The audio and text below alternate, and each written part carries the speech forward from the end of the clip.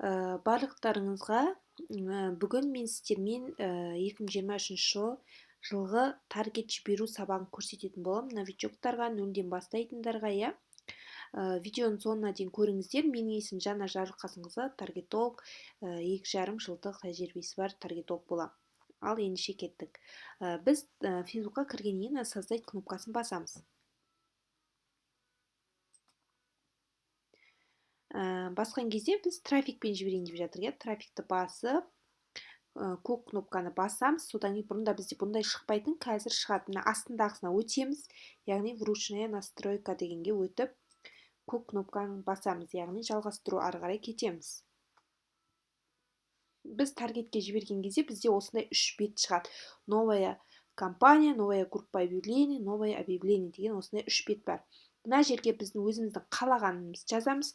Мысалы, сіз клиентке жіберетін болсаңыз, клиент деп күнін жазып қойсаңыз болады, өзіңізге жіберіп жатсаңыз, өзіме, услуга, курс деген сияқты жазып қойсаңыз болады. Ал мен ештеңе жазбаймын, тұра береді, егер өздеріңіз қалағаныңыз жазып қоясыздар. Одан кейін бұл жерде біз ештеңе істемейміз, барлығы осылай тұрады, дальше далее деп өтіп кетеміз. Да, мына название тоже ештеңе жазбаймыз. Потом мына жерде сайт деген белгіленіп тұра береді бізде. Одан кейін біз мына жерге келген кезде, мына жерде біздің өзіміздің долларымызды ауыстырамыз. Яғни сіз күніне қанша доллар қойғыңыз келеді, соны, мысалы мен $5, дневный бюджет деп тұр, көрдіңіз ғой, $5. Потом мына күніне ештеңе істемейміз, егер сіздер бітетін күнін қойғыңыз келсе, мына жерде дата окончания деп тұр, соны птичка ұрсаңыздар астына шығады. Соны қоясыздар, бітетін күнін мен қоймайын. Сіздерге көрсетіп кетіп жатырмын. Одан кейін мына жерде нақты қарайтын жер осы жерде бізде местоположение, яғни сіз қаяққа жібересіз? Бүкіл Қазақстанға жібересіз бе? Әлде тек Алматыға жібересіз бе? Астанаға жібересіз бе? Дәл осы жерден көрсететін боласыз. Мысалы, мына жерде Қазақстан, мына жерде көк жазумен тұр ғой, редактировать деп, осы кнопканы басамыз. Сол кезде мына жерде поискқа Алматы или Астана сондай жазамыз. Или болмаса Қазақстан болса осылай тұра береді. Кеттік дальше.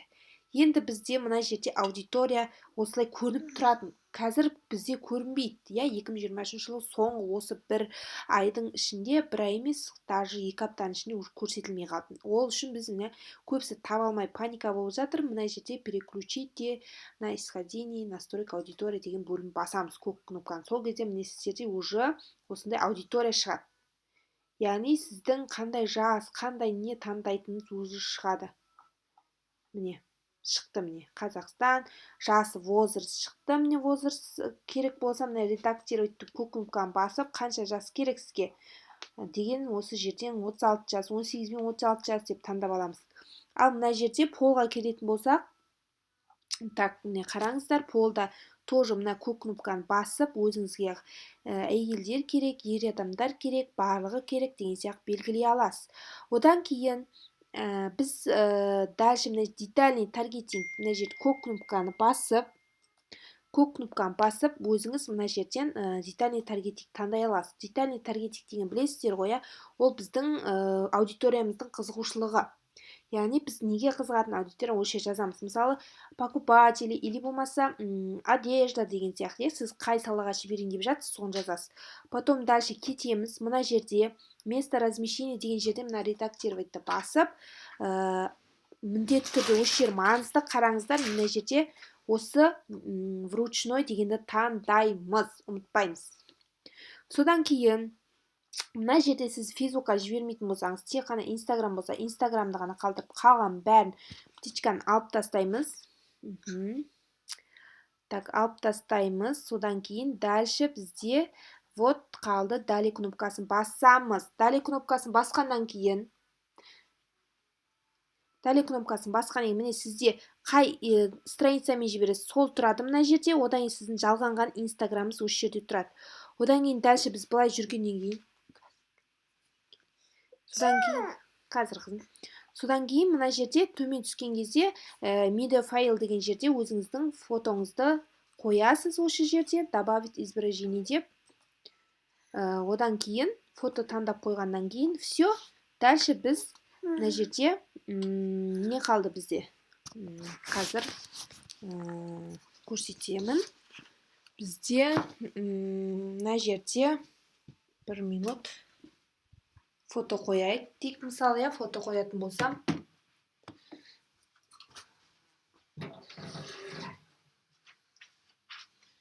Так, мына жерде өзімнің фотомды қояйын. Потом, так, қаяққа кетті. Мынау төбеге шықпай қалды ма? Төмен түскен кезде. Мына жерде фотомызды қоямыз қоя. Егер видео қоятын болсаң, астындағыңыз таңдайсыз, фото қоятын болсаңыз, үстіндегісін таңдап, өзіңіздің қалаған фотоңызды қоясыз. Мысалы, мен қоямын. Қазір мен сіздерге көрсетейін. Мысалы, мен мына фотоны қоятын болсам, үстін басып белгілеп, далее кнопкасын басамыз. Еще далее. Қазір загрузка болып жатыр. Дайын болғаннан кейін готова кнопкасына готованы басамыз. Мама. Готованы басамыз.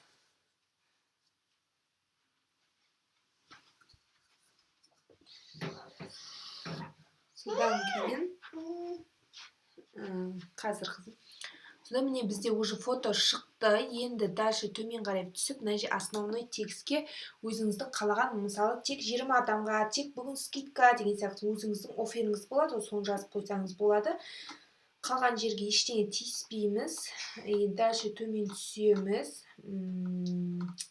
Все, мына опубликовать кнопкасын басамыз. Все, бізде уже таргет рекламасы жүретін болады. Сіздерге түсінікті деп ойлаймын. Ал сәттілік, таргет жіберіп үйреніңіздер. Маған тіркеліп, лайк басып, комментарий жазып қойыңыздар. Алдағы уақытта өте көптеген сіздерге пайдалы ақпараттар беремін. Комментарийға қандай видео түсіргенімді қаласаңыздар, жазсаңыздар, сіздерге түсіруге айтуға тырысамын.